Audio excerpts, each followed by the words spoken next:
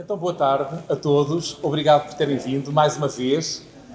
Neste momento já estamos a entrar na reta final da nossa programação, mas ainda vamos ter, contando com hoje, 3 domingos fantásticos, 3 tardes fantásticas. Ainda bem que estão connosco e que nos acompanham nesta programação. Hoje vamos ter, quando entrarmos no auditório, leituras encenadas de 2 peças, neste caso adaptadas para teatro radiofónico no âmbito desta programação. São 2 peças dirigidas pela atriz e encenadora Natália Luísa. A primeira de Manuel da Fonseca, que se chama A Casa no Vento. Foi a única peça de Manuel da Fonseca publicada, neste caso em revista, na revista Vértice, em 1950. E a segunda peça, a que também vamos assistir, é a peça Encontro, de Alexandre Babo, uma peça que foi publicada e representada em 1955. São 2 peças relativamente curtas, a primeira mais curta do que a segunda. A primeira tem uma duração aproximada de 10 minutos e a segunda tem uma duração aproximadamente de 35 minutos. Como sempre, estas leituras encenadas têm elencos compostos propositadamente para estas apresentações por atores profissionais e por atores não profissionais dos grupos amadores do nosso concelho.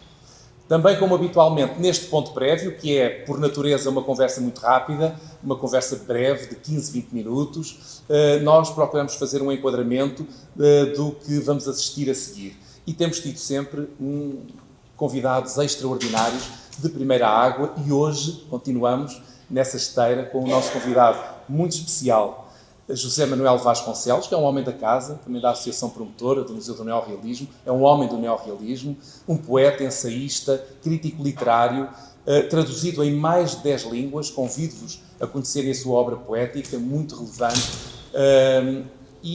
neste momento é vice-presidente da Associação Portuguesa de Escritores, entre outras funções e outros reconhecimentos que naturalmente tem, muito premiado. Não vou agora falar desse vasto currículo, mas agradeço, José Manuel, por ter vindo, por estar connosco, para falar, sobretudo, da obra de Manuel da Fonseca, que é, digamos, o dramaturgo que hoje temos em relevo aqui nesta conversa, um daqueles que vamos ver depois representado, e que, de facto, é um nome cimeiro do movimento neorrealista português. E eu talvez começasse nesta nossa conversa, José Manuel, por lhe perguntar como é que define ou apresenta, sobretudo para quem conhecer menos bem a obra de Manuel da Fonseca, como é que define a singularidade da obra do Manuel da Fonseca, sobretudo como romancista e como poeta, no âmbito do movimento neorrealista.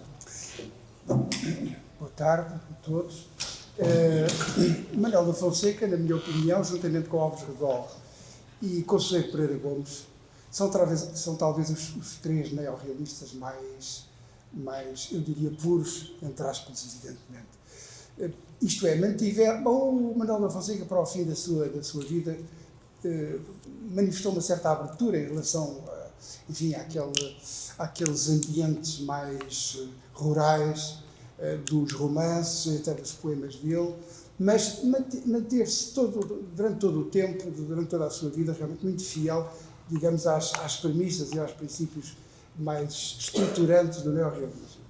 Ele, o Alves Redol, naturalmente, porque enfim, é considerado, de certa maneira, o fundador, porque é o romance de Rebeldes de 39, em 1939, que, pelo menos para quem ensina literatura, costumamos fixar como o começo do neorrealismo, o ano de 1939 e a publicação do Rebeldes, embora antes disso já podemos encontrar na literatura portuguesa autores que não se chamando neorrealistas, nem se considerando neorrealistas, pela temática e sobretudo pelas temáticas escolhidas, têm qualquer coisa a ver com o universo do neorrealismo, no caso, por exemplo, do Ferreira de Castro, e vários outros casos. O Manuel da Fonseca é realmente um autor, digamos, paradigmático do neorrealismo. O romance Serra Maior, o romance Seara de Vento, os contos, de vários livros de contos que ele publicou, e até as crónicas, e a poesia, naturalmente, são, digamos, paradigmáticos do neorrealismo. Esta peça que hoje vamos aqui ver, uma representação, é uma peça, é a única peça de teatro que ele escreveu, aliás ele chama poema dramático, e efetivamente é mais um poema dramático do que propriamente uma peça de teatro, que vão reparar que é uma peça com muito poucas personagens. As personagens não têm uma definição, não são circunscritas, não têm uma definição, não têm uma caracterização específica. São apenas dois homens que falam um com o outro, depois há outras personagens, mas também elas muito difusas, uma velha, uma mulher, enfim, uns ladrões, não têm nome, não têm cara, digamos assim. Portanto, tem um lado quase um lado simbólico até certo ponto, e isso é típico da poesia dramática. De modo que ter chamado a esta pequena peça em 5 quadros, muitíssimo pequena, que ele publicou em 1950 na revista Verso, está aqui o exemplar que eu já vi, este número, tem aqui a peça publicada pela primeira e única vez, portanto, quando eu sei. Exatamente. É uma peça que se pode chamar, de facto, aliás, o próprio autor chamou poema dramático.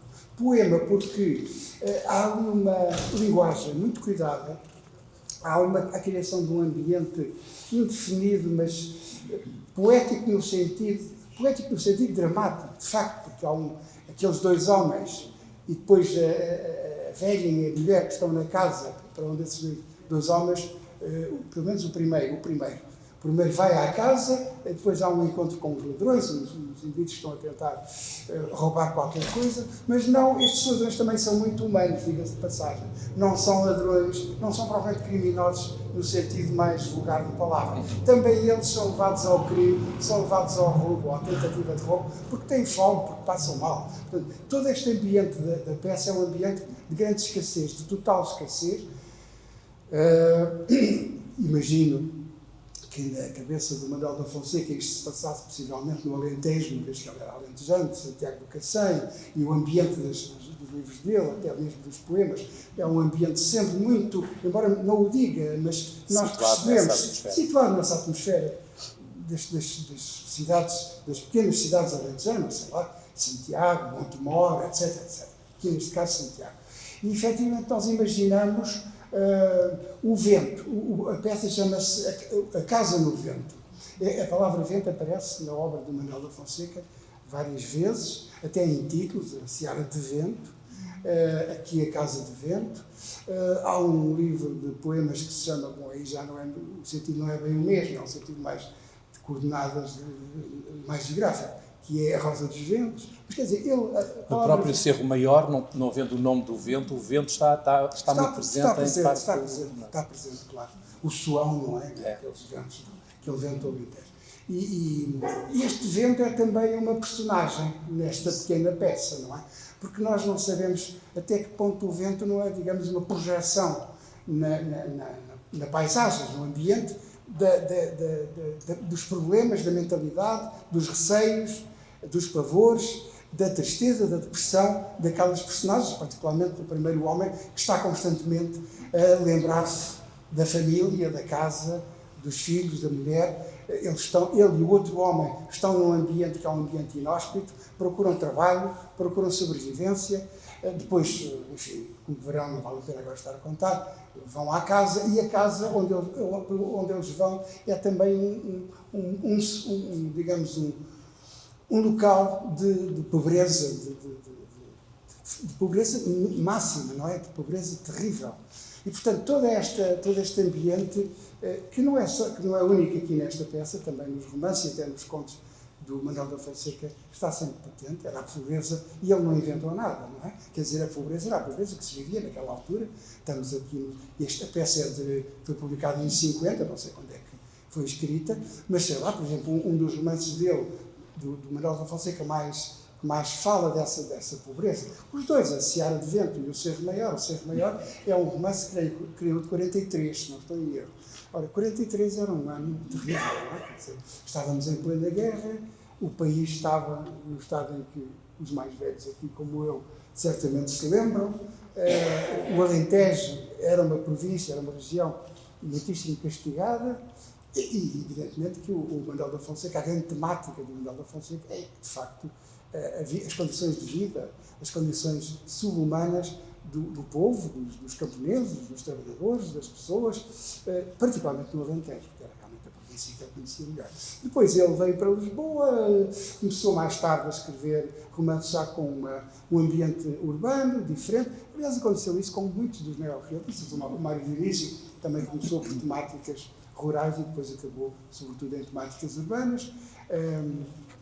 O Carlos Oliveira, eu estou a falar dos nomes cimeiros, o Carlos Oliveira, esse teve uma vida bastante diferente, uma vida literária bastante diferente, acabou por depois, digamos, sem nunca abandonar as temáticas campesinas, rurais, etc., mas do ponto de vista formal acabou por, enfim, como é que eu ia dizer, procurar ir mais longe do ponto de vista formal do que o neorrealismo inicial, o que é normal. Os movimentos têm uma duração, têm uma vida e, portanto, podem começar de uma maneira e continuar de outra. E o Carlos Oliveira realmente tentou muito isso. O Soeiro Pereira Gomes, outra grande figura do neorrealismo, infelizmente morreu muito cedo, publicou muito menos do que os outros, mas também se manteve muito fiel às premissas e digamos, à estética, aos princípios estéticos do neorrealismo. Bom, e acho que não sei. Ainda voltando ao Manuel da Fonseca, só para relembrar, portanto, embora ele fosse sobretudo um romancista e um poeta, mas ele também se dedicou à representação, digamos, ao universo da representação. Não, foi ator até. E foi ator. Anos 50 e 60, foi argumentista e foi ator, sobretudo para cinema, mas para teatro também ajudou. Aliás, o romance Seara de Vento, no pós-25 de Abril, no imediato pós-25 de Abril. Aliás, posso já agora fazer aqui dar uma informação que pode ser útil. Podem ir à internet e clicar naquela, lá no motor de busca, como é que aquilo se chamava? Era um programa de tudo. Ponham lá, Seara de Vento, peça de teatro, e aparece de certeza. Que era um programa que a televisão tinha. Era o magazine ou anterior? Era o do Igrejas Queira. Sim, nós temos aqui certos na exposição. A peça não está toda. O Igrejas Queira. Aliás, eu até fiquei espantado como é que era possível, mesmo assim, naquela altura. Mas aqui já era pós-25 de Abril. Quer dizer, pois era, foi 75. Mas esse programa do Igrejas nós temos aqui certos na exposição. Quem quiser ver em casa, no computador, ver com atenção, porque tem certos bastante significativos da peça e o Igrejas Queira aparece a falar e aparece no final a agradecer dos aplausos o próprio Manuel da Fonseca. Falar no meio das pessoas. E ele adaptou esse romance a peça com o José Sá Portes e com o Artur Ramos, que depois a dirigiu como encenador em 1975. E agora, mais recentemente, e agora falando de cinema, já agora, ainda ligado ao Manuel da Fonseca, vale a pena verem um filme que, aliás, foi editado em DVD aqui há uns anos, não muitos, se calhar já está esgotado, porque a edição deve ter sido muito pequena, que é o Cerro Maior, numa realização do Luís Filipe Rocha. Exatamente. Que é um excelente filme, a preto e branco. Filme de 80, não é? 80, está aí. Como? Passou há pouco tempo. Ainda bem. E baseado, enfim, de uma forma também, tanto que até é necessário, porque o cinema não é literatura, são coisas diferentes, mas baseado na Seara de Vento, houve este filme também muito recente, A Raiva, sim. Como é que ele se chama? Do Sérgio Treffaut. Exatamente. Que também é um filme muito interessante. Também é preto e branco, enfim, de certo modo recriando um pouco, embora com uma latitude muito vasta, recriando um pouco o próprio cinema neorrealista e as condições técnicas do cinema neorrealista, do Manuel Guimarães, por exemplo, e de outros cineastas daquela época. Exatamente. Portanto, isto para dizer que o Manuel da Fonseca, como noutros casos, embora não sejam reconhecidos, sobretudo, pela sua ligação a este universo do teatro ou da representação, também, de alguma maneira, tiveram uma ligação. Eu, se calhar, já que estou com a revista na mão, mostrava só, porque, embora nós expliquemos isso na exposição, poderão nem todos ter visto, mas só para terem uma ideia, era muito comum, sobretudo nos anos 40, 50, em alguns periódicos, e a Vértice foi uma revista especial nesse sentido, algumas peças curtas, de curta duração, serem publicadas não em livro, mas em revista. Reparem, esta A Casa no Vento, que nós vamos ouvir já de seguida ali no auditório, está publicada em apenas 5 ou 6 páginas, portanto são estas, até aqui. não estou a conseguir passar esta, mas, portanto, esta já nem conta. Portanto, são 5, 6 páginas e, portanto, ao leitor eram dadas a conhecer pequenas peças.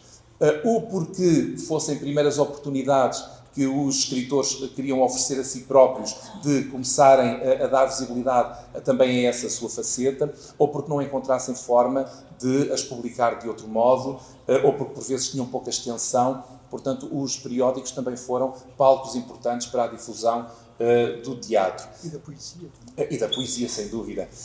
Mas não é o caso da outra peça que nós vamos aqui apresentar hoje, O Encontro. Essa peça foi publicada mesmo em livro, do Alexandre Babo. O Alexandre Babo foi um homem bastante importante, advogado, mas foi um homem de quase da primeira hora do neorrealismo, um homem muito ligado ao teatro, para além de dramaturgo, escreveu várias peças importantes, mas esta hoje é uma peça relativamente curta, mas tem peças de grande extensão, publicadas em livro, e foi também um homem que teve um papel importante na criação até de grupos de teatro, sobretudo no Norte, de onde ele era, do Porto, como, por exemplo, o Teatro Experimental do Porto, o primeiro o Círculo de Cultura Teatral, de origem ao Teatro Experimental do Porto, depois o Grupo de Teatro dos Fenianos, também do Porto, aqui em Lisboa um outro grupo que eu nunca sei bem dizer o nome, mas que é o Paulo Clube de Teatro, tenho sempre tendência para dizer o Blanc Clube, Paulo Clube de Teatro. Por exemplo, foi onde se estrearam os bem conhecidos Rui Mendes e Fernanda Lapa. Foi muito importante também para a divulgação de um determinado tipo de jovens emergentes na altura, atores e também de certo repertório. E, portanto, esta peça a que nós vamos assistir, hoje estas duas peças unem-nas talvez a ideia de única. A Casa no Vento é a única peça de teatro de Manuel da Fonseca publicada, a única. Este Encontro é a única peça de Alexandre Babo que a censura autorizou a que fosse representada, e mesmo assim, com vários cortes e adaptações, pelo Teatro Experimental do Porto em 1955. É um encontro, não vou adiantar, mas é um encontro entre um encontro inesperado, inusitado, entre um homem e uma mulher, ele do lado invasor, ela do lado do território invadido, e, como aliás dizíamos há pouco, como acontece em muita da obra neorrealista e do teatro neorrealista também em particular, muitas destas obras, que por vezes são consideradas datadas, na verdade têm pontos de fuga extraordinários para a atualidade, e nós temos vindo a ver isso, e a exposição também procura dar conta disso. Há muitos assuntos que já eram tratados nas obras dos neorrealistas que, em alguns casos, diria talvez infelizmente, ainda continuam, em muitos casos, a estar na ordem do dia. Não sei, José Manuel, se quer acrescentar, estamos mesmo a finalizar, se quer acrescentar alguma ideia. Que, em relação ao Alexandre Babo, que no fundo não falámos... Que conheceu. Conheci pessoalmente. Exatamente. E era uma pessoa que me marcou imenso, porque era...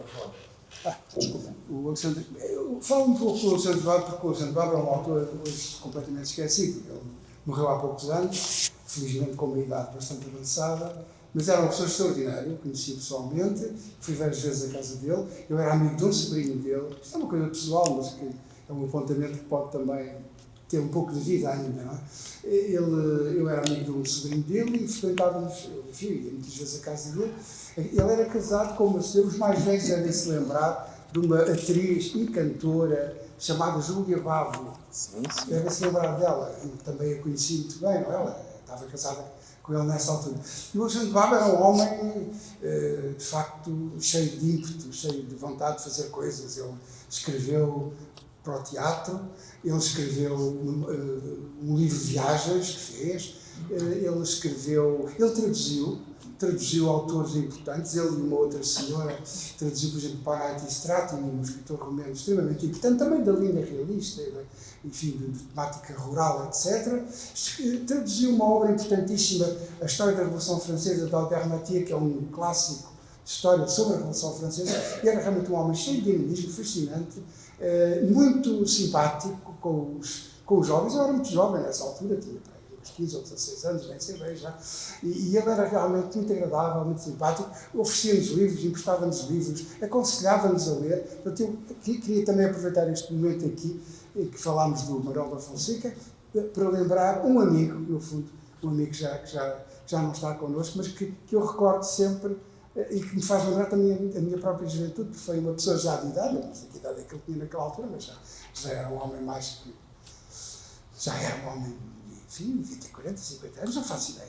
E que, de facto, foi extremamente importante como orientador, como deu-nos conselhos, fez-nos ver certas coisas e queria lembrá-lo neste momento como uma homenagem simples, mas sincera. Muito obrigado. Muito bem. Muito obrigado.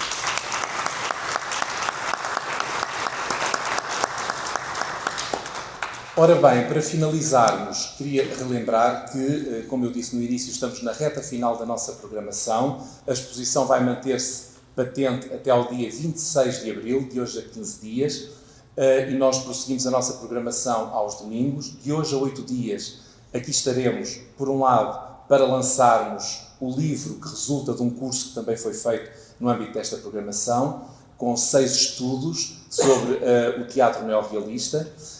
E na segunda parte exibiremos um telefilme que foi produzido pela produtora Ucbar Filmes para a RTP, passou uma única vez na RTP há 3 ou 4 anos, que é uma adaptação para telefilme da peça de teatro A Traição do Padre Martinho, que é uma das que é estudada precisamente nesse livro. E de hoje a 15 dias terminaremos a programação com uma palestra performativa da Joana Craveiro, do Teatro do Vestido, pensada propositadamente para esta exposição, para esta programação. Portanto, convido-vos a acompanharem.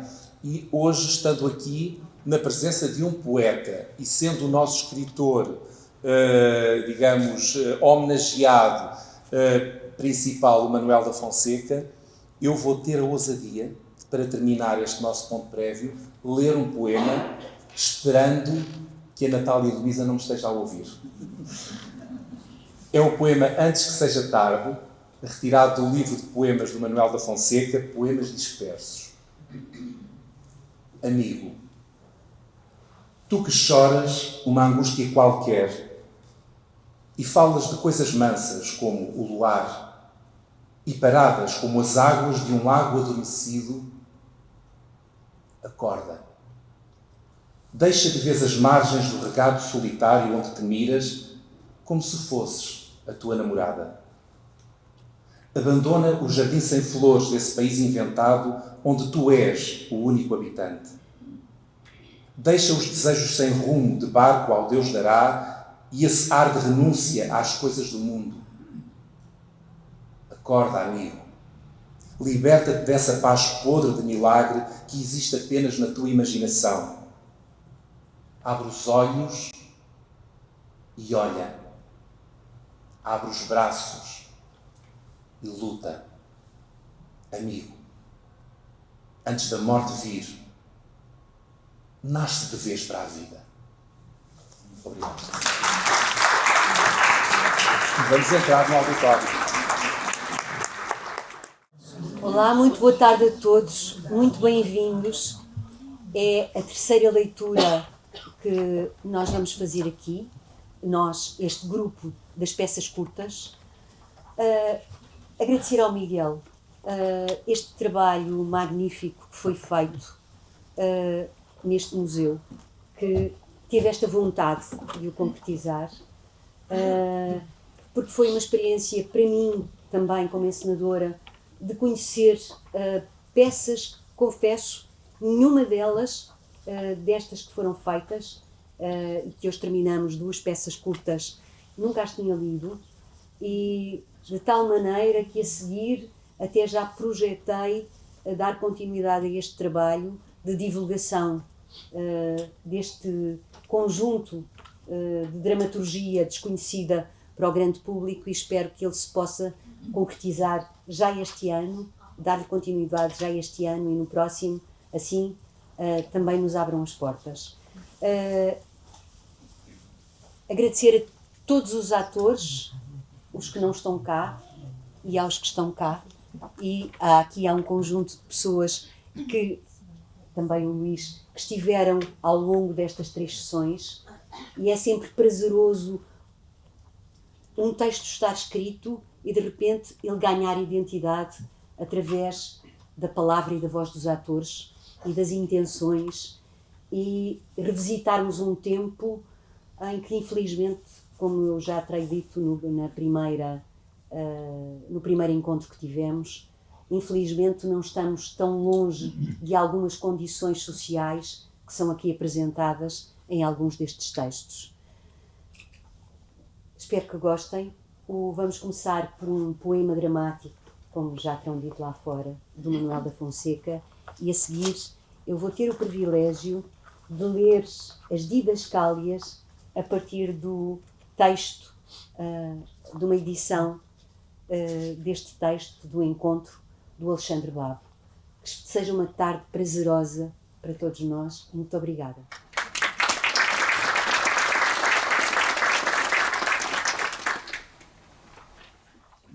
O Teatro Sem Fios vai apresentar a peça A Casa no Vento, de Manuel da Fonseca, com direção artística de Natália Luísa.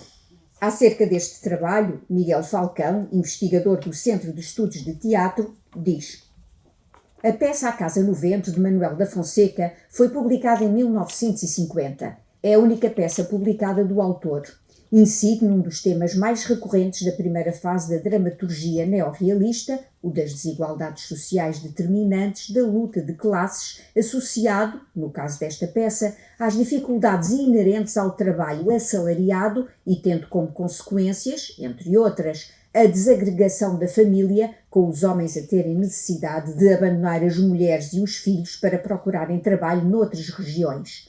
Manuel da Fonseca viveu entre 1911 e 1993. É um dos grandes nomes da ficção neorrealista, com vasta obra publicada, sobretudo no romance e na poesia. Fez incursões pelo cinema nos anos 50 e 60, como argumentista e ator, e em 1975, com José Sás Portes e Artur Ramos, adaptou o seu romance Seara de Vento a espetáculo teatral, levado à cena nesse ano no Teatro Maria Matos e mais tarde transmitido na televisão. A adaptação desta peça a teatro radiofónico é uma coprodução entre o Museu do Neorrealismo, o Teatro Meridional e a Antena 2, com o apoio do Grupo de Teatro Esteiros e do Equilíbrio Verbal. Esta peça integrou o programa da exposição Espelhos de Ver por Dentro, o Teatro do Neorrealismo Português, patente no Museu do Neorrealismo entre novembro de 2025 e abril de 2026, com curadoria e programação de Miguel Falcão. Ouçamos então a peça A Casa no Vento, de Manuel da Fonseca, com interpretação de João Cachola, primeiro homem, Luís Gaspar, segundo homem, Carla Tavares, mulher, primeiro ladrão José David, segundo ladrão Vasco Lavado, terceiro ladrão João Santos Lopes e a velha Isabel Teresa. Direção artística de Natália Luísa. A Casa no Vento, poema dramático. De noite, sob a ponte de uma estrada, ouve-se o vento. Um vento que se há de ouvir durante todo o poema. Ora intenso, às revoadas, ora sussurrante, monótono, como um gemido longínquo. Dois homens aparecem do lado esquerdo e caminham até se destacarem do fundo escuro da cena. Vestem pobremente e trazem a gola dos casacos levantada. Que noite fria, corta como uma faca o danado. Até as estrelas parecem arregeladas. Olha como tremem. As estrelas e eu. Tudo deserto. Só o vento. Estás com medo? Não. Mas a ventania chora e geme. É como se fosse gente viva a chamar por nós, não ouves? É sempre assim pelo inverno. Acaso é a primeira vez que ouves o vento norte? Não, mas nunca o ouvi como esta noite. Traz-me a ideia à casa. As crianças, a mulher. Nem já me recordo há quanto tempo as deixei. Passa... E um mês? Quase 2? A nossa casa. Como me dói. Olha, parece que se desgarra dentro de mim esse vendaval. Ou que sou eu fugindo por aí apavorado. Ouve como grita e geme. Que ansiada súplica vem no vento por esses planos fora. Estás cada vez mais fraco. Será alguém que chama?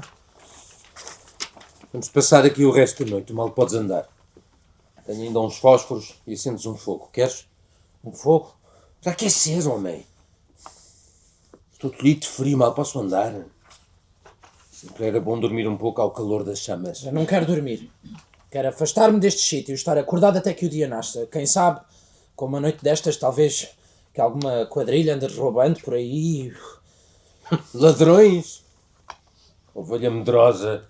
E a ti que te roubariam? Se nada tens. Nada. E a vida? Ah? Tens medo de morrer, amigo? Não é a morte. São as crianças, a mulher, a casa. Sossega. Os ladrões não matam. Roubam apenas. E nunca perdem o tempo a atacar miseráveis como tu. E eu. Se te vissem passar, talvez te dessem qualquer coisa. Um pedaço de pão com uma febra de carne Cala-te. assada e uma golada de vinho. Cala-te! Talvez que nessa terra a gente consiga, talvez. Consiga o quê? Isso. Se tu tivesses a certeza que é tal como te disseram. Eu sei lá. Informaram-me que havia trabalho numa barragem que estão construindo junto do rio. Mais nada. Pode ser que ainda precisem de operários quando chegarmos. Isso será ainda muito longe? Não. Nunca é longe demais quando se vai para esse fim. Conheço homens que vão desde a raia até à costa do mar. Outros passam para lá do mar, até à África. E até ao Brasil, no outro lado do mundo. Ah, como é longe. Nós devemos chegar ao romper da alva. É já perto. Perto. Tu achas sempre que tudo está perto. E a mim parece-me que nunca mais chega, que essa estrada não vai a parte alguma, que é apenas uma estrada sem fim. Ai, Tu ouviste? Hã? Um grito. Alguém está gritando lá para aquele ser. É o vento. Não, é uma pessoa, um ser vivo que grita. Além, no negrume. Não temes. Estás cada vez mais fraco. Tu há pouco dizias que o vento... Ei! Onde é que vais? Ouve, volta para trás! Ouve! A cena começa a escurecer e apaga-se de todo ao mesmo tempo que o vento vai diminuindo até quase deixar de ouvir-se. Recanto de um casebre, uma lareira, uma pequena mesa. À medida que a cena se ilumina frouxamente, mostrando a lareira apagada, mulher, sentada num banco, começa num tom muito alto. ai, tenham dó de nós. Gritar num ermo destes para quê? Se ninguém te ouve, criatura! Tenham dó. Não me façam perder a paciência! Mais alto que vós grita ao vento e ninguém lhe acode! Ai, tenham dó. Nada!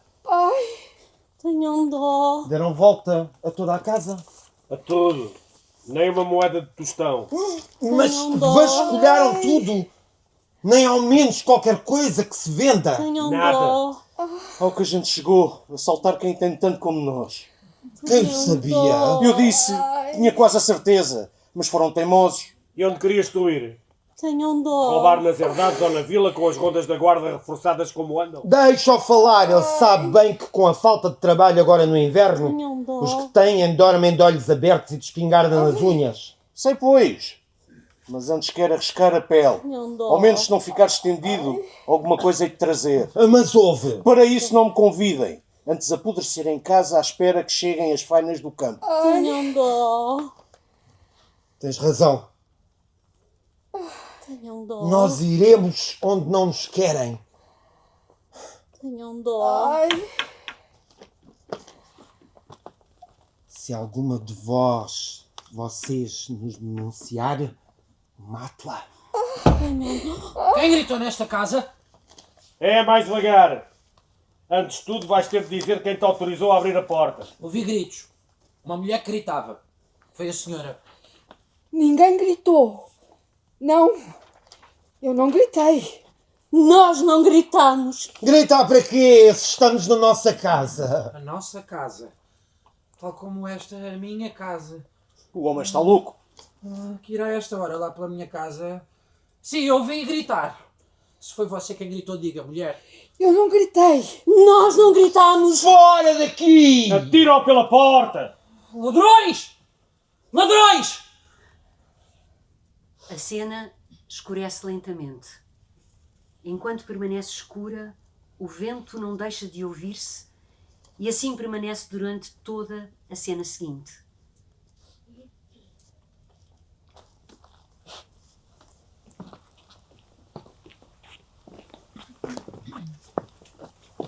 A luz abre-se um pouco até deixar ver o arco da ponte da primeira casa.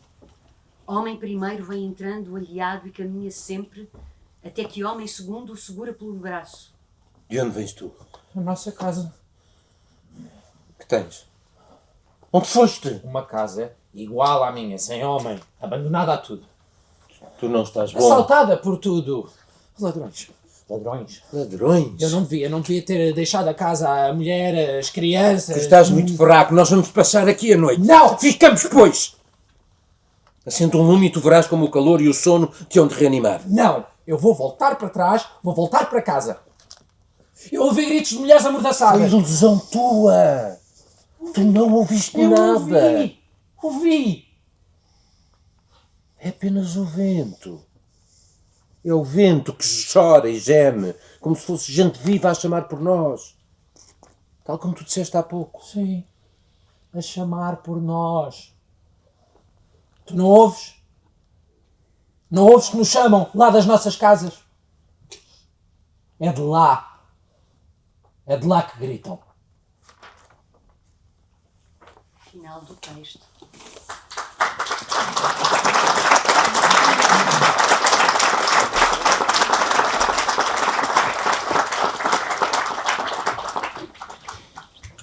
Final do texto do poema.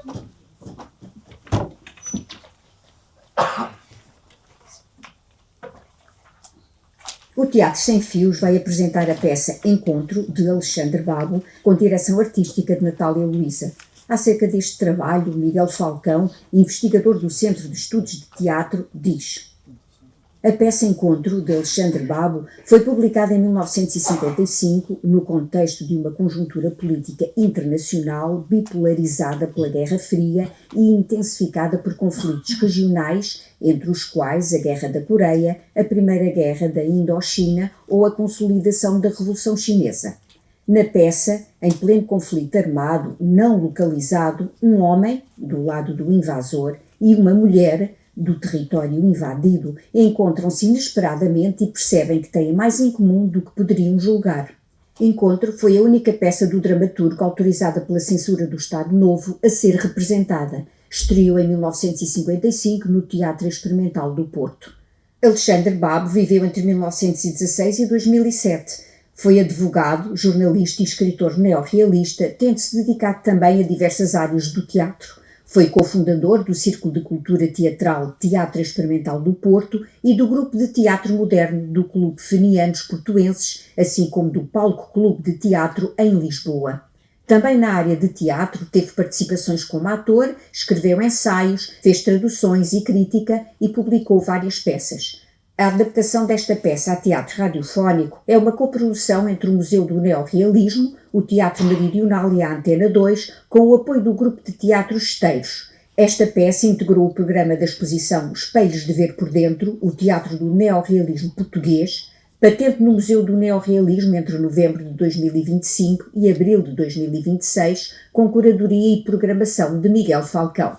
São intérpretes na peça Encontro, de Alexandre Babo, João Cachola, Frantz, Diana Palmerstone, Juanita, João Santos Lopes, Vizinho e Luís Gaspar, Oficial. Encontro. Ato único. Quarto de rapariga, que é ao mesmo tempo living room e cozinha. Porta envidraçada ao fundo que dá para uma pequena sacada. Cama e mesinha com um pequeno candeeiro à direita. Cadeiras de verga e mesa.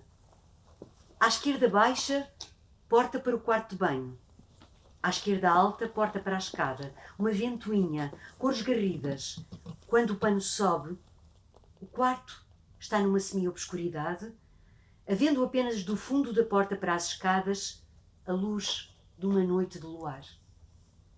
A rapariga está na cama. À claridade da porta ao fundo, recorta-se um vulto. Som seco de vidros partidos. O vulto desaparece. A rapariga levanta-se na cama e escuta. Não vê nada, mas fica escutando. De novo, se recorta na claridade do fundo o mesmo vulto que cautelosamente mete a mão pelo buraco aberto do vidro, dá a volta à maçaneta da porta. A rapariga está nervosa. Suergue-se de novo na cama. O vulto esconde-se, depois torna a abrir vagarosamente a porta. Entra, fecha com cautela e afasta-se da claridade, encostando-se à parede. A rapariga acende o pequeno candeeiro da mesinha de cabeceira, procura um cigarro e acende-o. O homem que entrou observa o que o cerca. Sente-se que está exausto, mas determinado. De fora, vem o som compassado de passos militares que se aproximam. Vozes afastando-se. O homem tira do bolso uma pistola, aponta-a na direção da rapariga, sem se mexer e fala. Não diga uma palavra, não lhe quero fazer mal, mas se grita é diferente. Apaga essa luz. Apaga a luz! Fecha o reposteiro. Agora acenda a luz. É do candeeiro. Por favor, dê-me de comer. Seja o que for, pão ao menos, apague-lhe. Dê-me também de beber. Agora pode falar, diga o que quiser, mas não grite. Estou nervosa, tenho medo. Já disse que não lhe faço mal, perdoe-me, mas não podia evitar isto. Não sou nenhum ladrão, perseguem-me. Há 2 dias que não descanso um minuto. E ainda há pouco sentei-me num portal e quase adormeci, por um nada me pegavam. Consegui safar-me nem sei por onde, nem como. Se não entrasse aqui, viam-me de fora. Já passaram. Vá-se embora, mora muita gente no prédio. Aqui não está seguro, podem vir procurar-me e vê-lo. Tenho de descansar. Viram-me e sabem que estou por aqui, onde procurar-me em toda a área. Sinto-me sem forças para correr. Daqui a pouco sairei. Já lhe disse que não lhe quero fazer mal. Forço simplesmente a um gesto de solidariedade humana ou de caridade cristã. Devia ficar-me grata. Há 2 dias que vivemos no inferno. Correrias, gritos, tiros. Matam-se como doidos. Não tenho nada com isso, eu não quero ser isto. Como vê, isso da bondade e de solidariedade é uma pura demagogia. Em geral só se manifestam quando as pessoas que a oferecem não têm nada a arriscar. Paciência, terei que obter pistola em punho. Já vê. Isto é a vida que eu defendo. E nem sei porque o faço, talvez por ser um hábito antigo nos animais. Por que de arriscar a minha vida para defender a sua? Eu não o conheço. Não sei porque foge, nem me interessa saber. A mim, de resto, ninguém me dá nada, ninguém me ajuda. Você não arrisca nada. Você é o cordeiro e eu o lobo. Está defendida moral e legalmente. É o que se chama coação. Durante estes dias, a moral e a lei faltam tanto como a comida. Faltam sempre, mas agora nota-se mais. Faça como quiser, mas aqui não está em segurança. Esta gente tem faro. Conseguindo fugir da cidade será mais fácil esconder-se e arranjar forma de passar a fronteira. Há fazendas onde nunca se livrarão de procurar. Pensei. Já pensei em tudo isso, como deve calcular. Há 48 horas que torturo os miolos a estudar todas as hipóteses com uma acuidade que me parecia impossível. O difícil, porém, é sair da cidade. Toda a população é hostil e ajuda os militares na caça ao inimigo, é natural. Todas as saídas da cidade estão guardadas. A única solução é esperar que os ânimos se acalmem mais e depois aproveitar o enfraquecimento da vigilância para me ir embora. E há ainda um facto muito importante.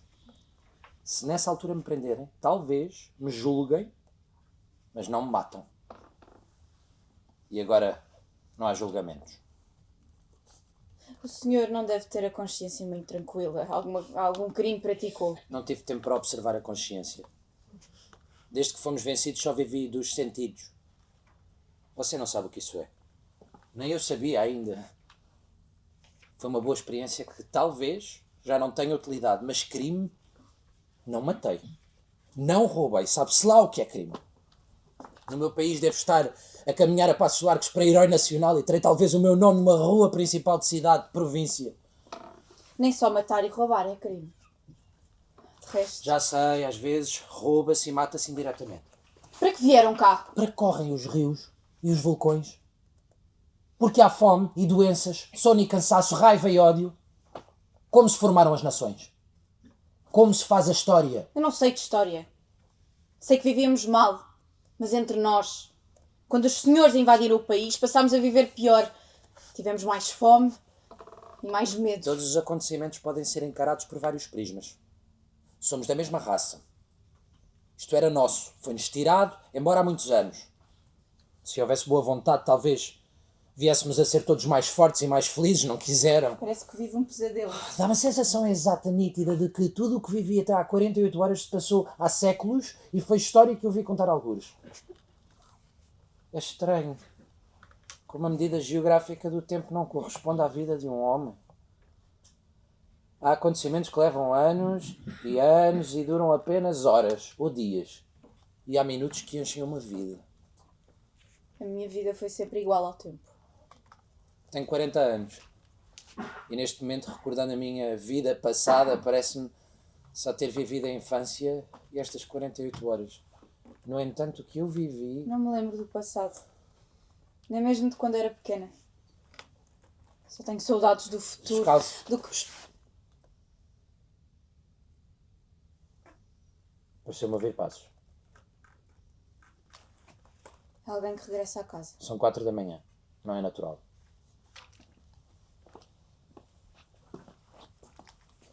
Devo ter-me enganado. Tenho sempre estes passos nos ouvidos. Quem dera ser capaz de descrever tudo o que senti. Estes 2 longos, intermináveis dias. Realmente, não é preciso ser um cobarde para ter medo. E que espantosa resistência a do homem. Se tornar a viver, nunca mais caçarei. Já fui javali, acossado, não no monte, mas na cidade. Agora sim, vem gente. Eu vou sair pela varanda. Apague primeiro a luz. Escondo-me lá por cima, por trás da chaminé. Abra a porta e faça o que quiser. É consigo. Dirige-se à janela, a rapariga apaga a luz, ele abre a porta da varanda, torna a fechá-la e desaparece. Ela vem ao centro, ouvem-se pancadas fortes na porta da entrada. Quem é? Abra! Em nome da lei. Não são horas de abrir. Que querem? Abra! Ou abrimos nós. Ai, já não se pode dormir às 4 da manhã. Desculpe. Procuramos um inimigo que deve estar escondido neste prédio. Não entrou ninguém aqui? Estava a dormir. Não vi ninguém. Se me permite, eu tenho de dar uma vista de olhos. Quantos compartimentos tem a casa?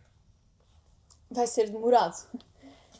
Aqui é o quarto de dormir, a sala de visitas, o escritório, a casa de jantar, a cozinha e o hall.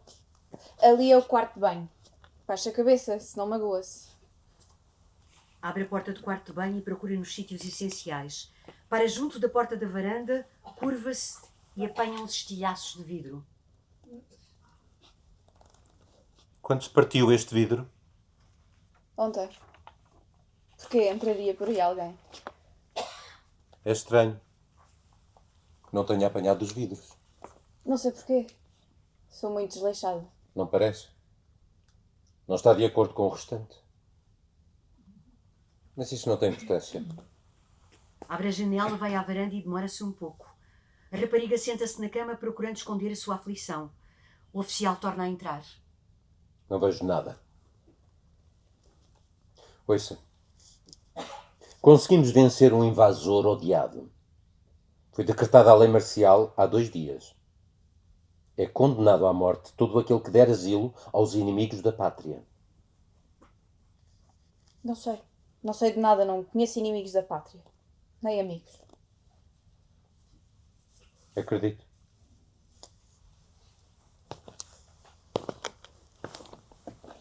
Não se esqueça. Pena de morte para todo o que der asilo ou esconder voluntariamente o inimigo. Boa noite. Sai e fecha a porta. Os passos dos soldados afastam-se com as vozes. A rapariga aguarda um pouco, depois apaga a luz, abre a porta da varanda, o homem entra, fecha a porta e ela acende a luz. Como é que se chama? Juanita. Eu chamo-me Franz. Juanita, por que fez isto? Eu não queria prejudicá-la e agora arrisca-se à morte como eu. Não sei, não diga nada. Eu não tive coragem somente e tenho medo. Deixe, vá, não chore. Eu vou-me embora. De qualquer forma, muito obrigado. Isto é uma dívida que nunca poderei pagar. Não vá. Não vá, é uma criancice da minha parte. Não dá de ir. Apanha-no imediatamente, tem tudo vigiado. Está sem forças, precisa de dormir. Eu tenho que dormir, mas dormir na minha situação é uma liberalidade que não posso ter. Talvez não tenha 3 horas de vida. Eu não posso passá-las a dormir. Pode dormir, que não o denunciarei. Julga-me muito mal, eu não tive semelhante ideia. Não vê que a vida é agora para mim um imenso tesouro quase desfeito em fumo. Tenho que pôr as minhas coisas em ordem. Eu vou-lhe arranjar café, é um instante.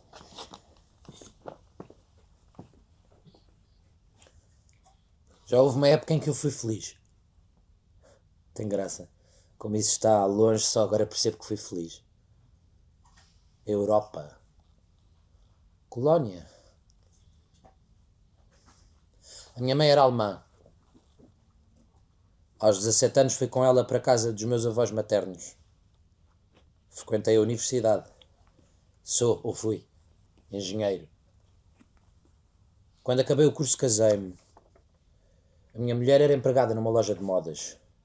Fomos para uma casa assim, pequena, onde contávamos o dinheiro e passávamos as noites muito calmas a ler e a ouvir música. Umas noites demoradas, sempre iguais, sem visitas e sem relações. Parece que estou a contar a história de alguém que não sou eu. Tom. Ainda é viva a sua mulher? Não sei. Há muitos anos que não tenho notícias dela. A minha mãe morreu e os meus avós também. Mas nesse tempo aquela serenidade era um veneno que me corroía lentamente. Trazia na cabeça 1000 ambições. A Alemanha preparava a guerra e essa não era a minha ambição. A minha mulher era a minha antítese. Queria somente os horizontes que tinha. Quando eu fazia projetos, olhava-me com espanto, com uma tal estranheza, como se eu fosse doido. Em breve nos desentendemos. O meu pai estava em pleno desenvolvimento e os engenheiros... O meu país estava em pleno desenvolvimento e os engenheiros eram tão precisos lá como os aventureiros e os ambiciosos. Para mim a vida era a conquista, a luta, não com as armas, mas pela inteligência, pela audácia. Tinha a alma de um pioneiro. Arranjei dinheiro, comprei uma passagem de 3ª classe e embarquei sem uma palavra de despedida.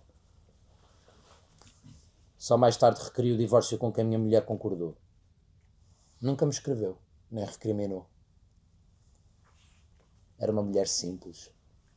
É tão bom ser uma mulher simples. Na vida tudo é estranho e diverso. É possível que tenha razão. Este café dá mais calor que o amor de uma vida inteira. Agora fale-me de si. A minha vida não interessa mesmo. Que saiba que vou morrer. Não vale a pena lembrá-la. A vida mais vazia tem sempre uma riqueza incomparável de ideias, de sentimentos, de experiência humana. Não há experiências humanas que sirvam. A gente anda, corre, cai, fere-se, magoa-se, sofre, analisa os passos que deu, os caminhos que percorreu, tira conclusões e volta a dar os mesmos passos, as mesmas corridas, a tropeçar nos mesmos obstáculos. E assim vai, andando, até que um dia vê que tudo vai terminar irremediavelmente. E então tortura-se, pensa e repensa, mas já é tarde. E era sempre inútil, mesmo que não fosse tarde. Se o senhor sair da cidade, correr pelos campos, ferir as mãos nas silvas e nos catos, sofrer o frio e a fome, rastejar e, finalmente, atravessar a fronteira, chegar ao seu país, tudo o que disse, o que pensou, o que sofreu, se vai a pouco e pouco sumindo, apagando. Depois é uma recordação muito vaga, contada com o sabor de uma aventura romanesca que os seus filhos contarão nas noites de inverno, aos netos sentados à sua volta. Não interessa torturar a consciência. Talvez não interesse mesmo tê-la. É só preciso viver. E mais nada. Também é preciso escolher como se vive. Nisso reside a dificuldade. Nós não escolhemos coisa nenhuma. Julga que escolhi a minha vida? Deram-me e não pude reagir.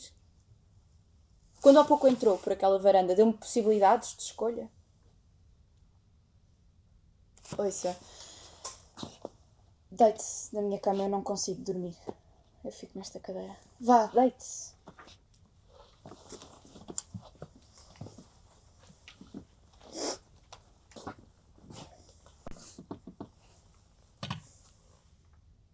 E afinal escolhi. Podia ter dito ao oficial o que se tinha passado. Fechava a porta, deitava-me e continuava os dias iguais a todos os outros. Sem sobressaltos. Era um desconhecido. Depois era como se fosse uma notícia lida num jornal de uma terra que se conhece como um desenho esquisito com pontinhos grandes e pequenos lá dentro e uns nomes bárbaros de cidades em que não se acredita. Por que fiz isto? Como a vida é estranha. Franz dá mostras de estar dominado por um pesadelo.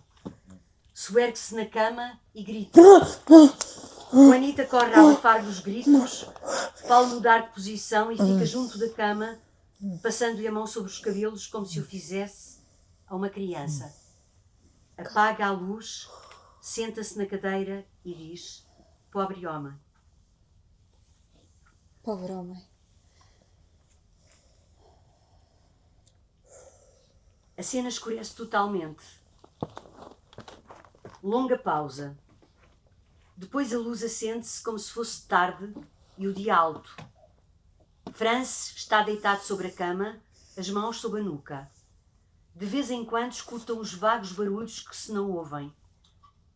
Levanta-se, vê umas fotografias coladas na parede. Há uma velha grafonola, vai pô-la a tocar, mas desiste.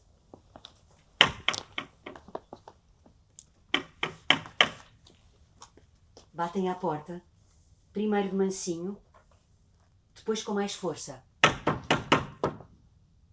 Franz estaca interdito e receoso. Insistem. Depois ouvem-se passos que se afastam.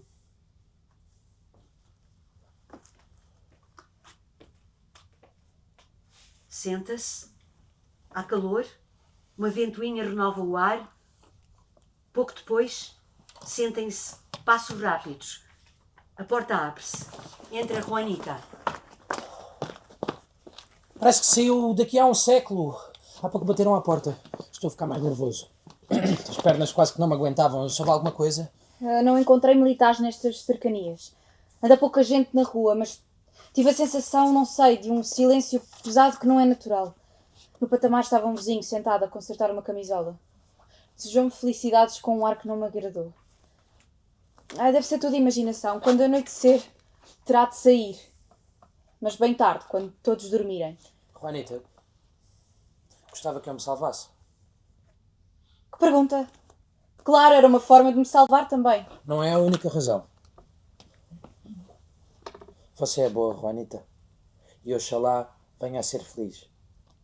Há de conseguir ser uma mulher simples. Serei talvez uma mulher simples demais. O que faz, Juanita? Danço. Nem sequer danço bem.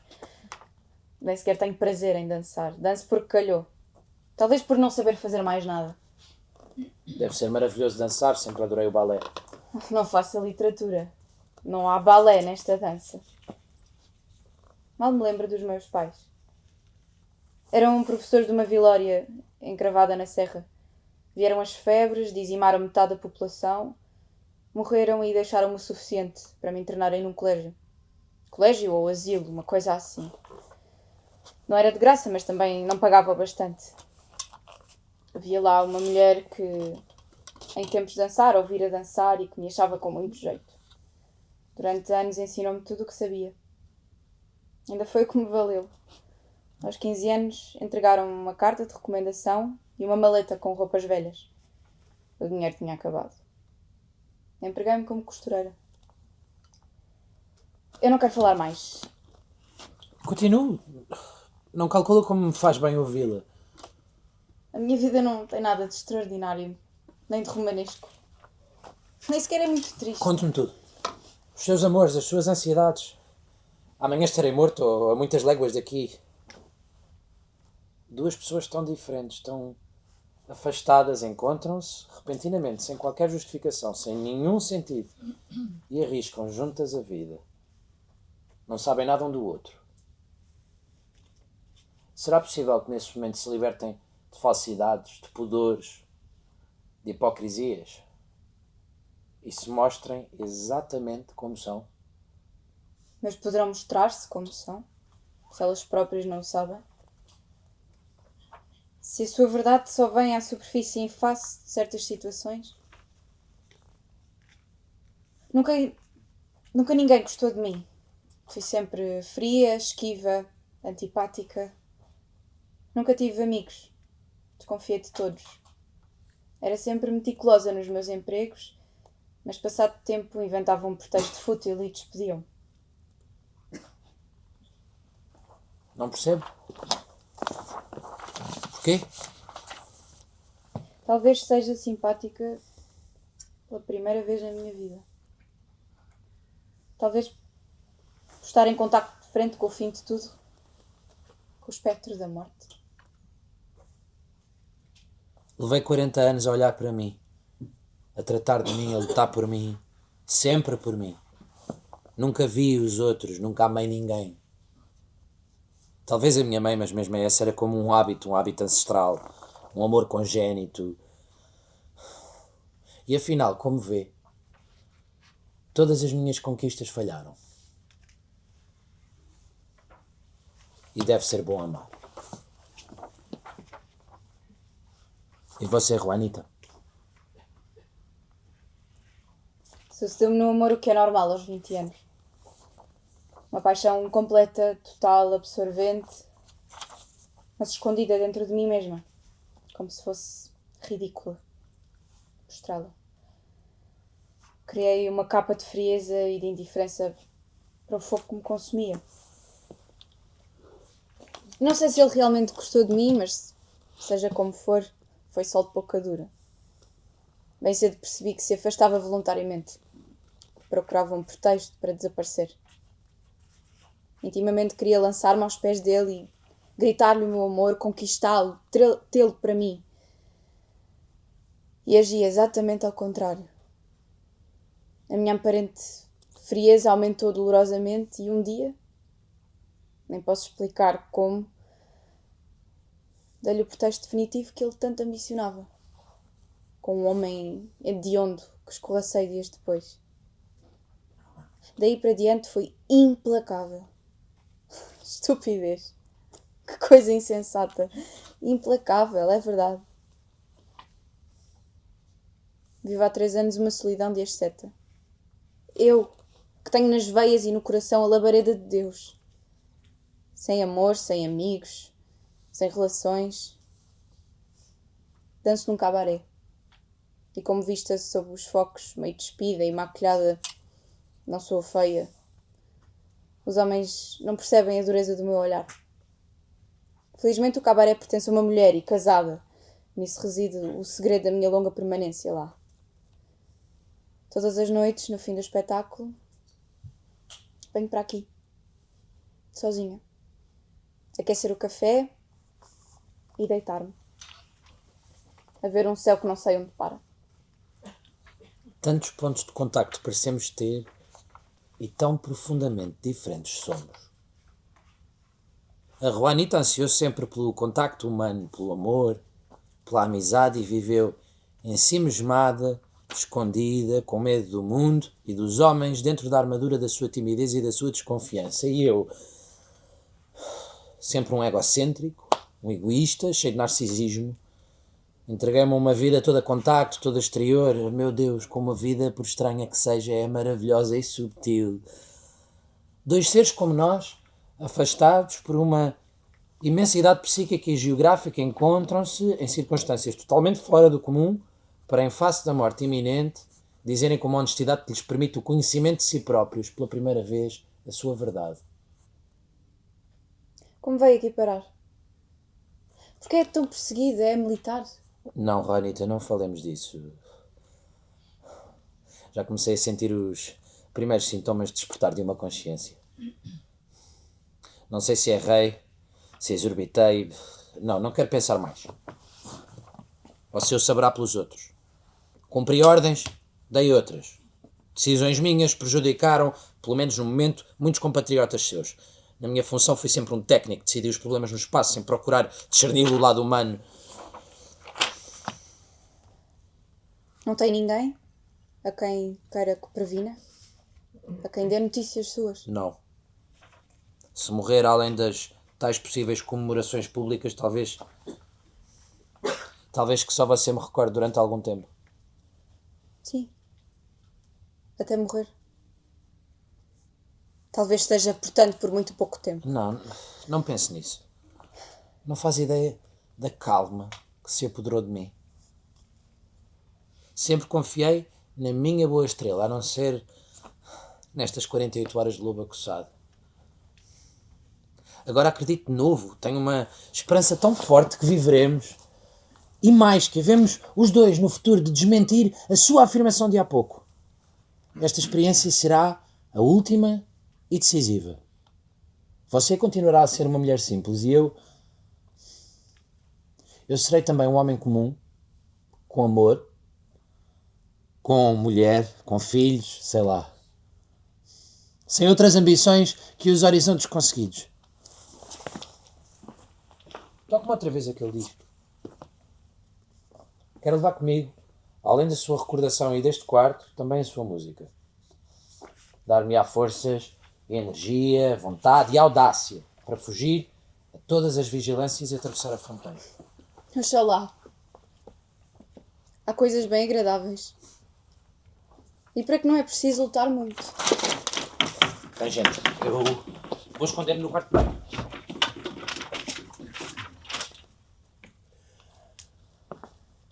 Dona Juanita, a minha mulher pede-lhe se tem um pouco de café.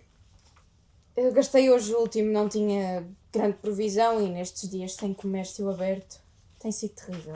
Tem. Não tem tido medo?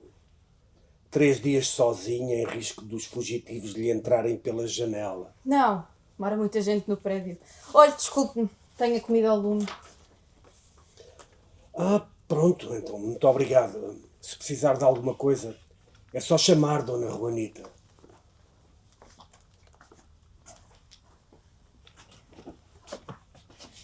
Este anda desconfiado. Temos de ter cuidado. Tem um olhar fugido e mau.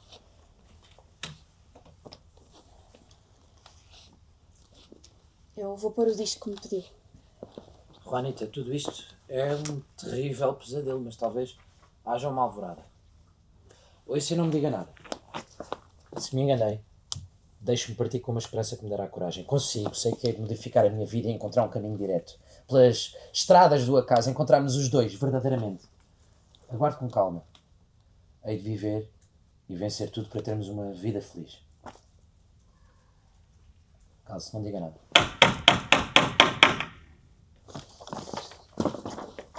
Ouvem-se fora 2 pancadas secas. Ouvem-se mais 2 pancadas. France esconde-se no quarto de banho. Juanita abre a porta e entra o oficial que a fecha imediatamente. Senhora, ontem de madrugada, um dos nossos piores inimigos refugiou-se nas imediações deste prédio. Procurámos casa por casa. Não estava. Só pode estar no local.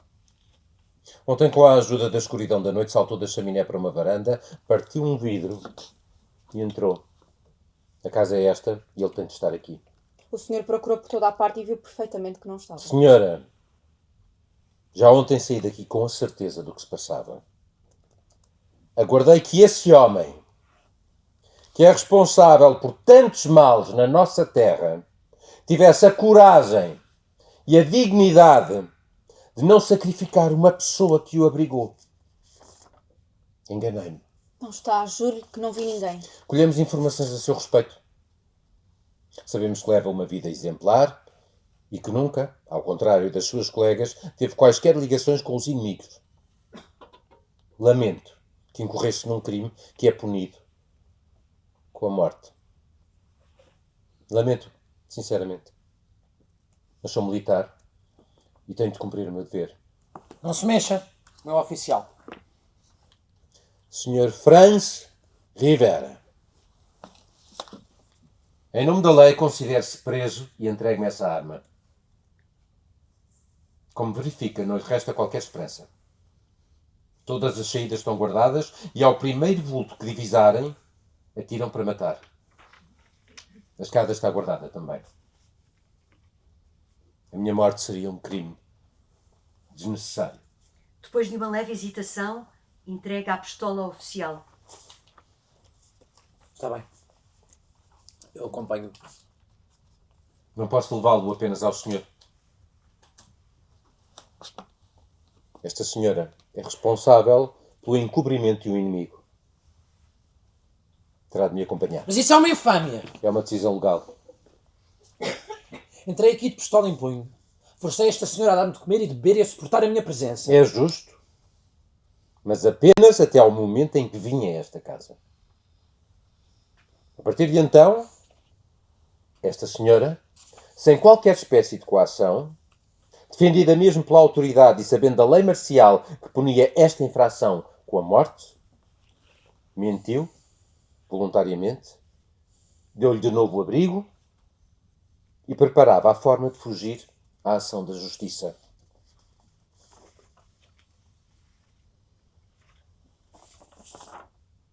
Apenas fez honra à sua condição humana. É possível que a sua afirmação esteja certa. Mas não impede que ela incorresse na penalidade legal. E a minha função não é discutir a lei, mas fazê-la cumprir. De resto, devo acrescentar que esta senhora se esqueceu, lamentavelmente, que a pessoa a quem ajudava era um inimigo da sua terra, dos seus compatriotas e com pesadas culpas na consciência. Não discutam. Eu sigo o senhor oficial.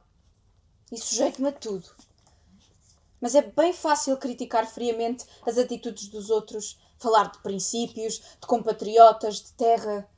Tudo isso deve estar certo. Tem mesmo de estar certo. Mas eu estava no meu quarto. Um homem entrou, de noite, de pistola em punho, seguido por outros homens como se fosse uma fera. Senta-se numa cadeira e, exausto, pede-me pão. É uma pessoa que vive, que tem um passado, que pode ter um futuro, que tem fome e sede e sono, como eu e como o senhor. Tudo está certo até este contacto. Depois não. Gritar: ele está ali! Era como se pegasse num machado e o matasse. Não o podia fazer. Mata-me também. No momento em que o escondi, nada sabia dele. Hoje talvez o defendesse por outras razões, mas ontem foi por isto. Pronto, levem-me. Senhor oficial, que eu pago pelas minhas culpas está certo, mas ela não. O senhor pode, se quiser, salvá-la. Não depende de mim. Se abrir aquela porta e o levar preso, tem que levar a ela. Garanto-lhe, sob palavra de honra e com a garantia da minha vida, que não será morto pelo caminho. Será preso e julgado. A senhora terá grandes atenuantes e deve salvar a sua vida, talvez. E se eu não sair por aquela porta? Suponhamos que o senhor conseguia furtar-se à minha vigilância e saía por aquela janela. Eu esquecia-me de tudo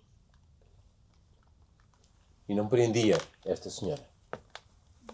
Mas isso era impossível, visto que ao saltar para o muro o senhor seria imediatamente abatido. Não discutamos mais. Vamos. Senhor oficial, muito obrigado.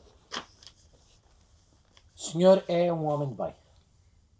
Dirige-se rapidamente para a porta da varanda, volta-se para a Juanita.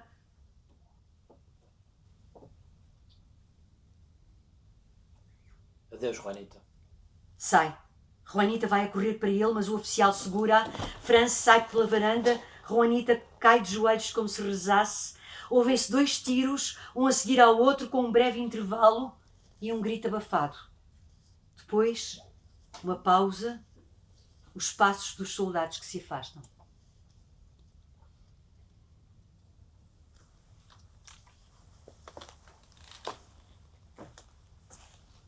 Desculpe, minha senhora, os incómodos que lhe causei. Boa noite.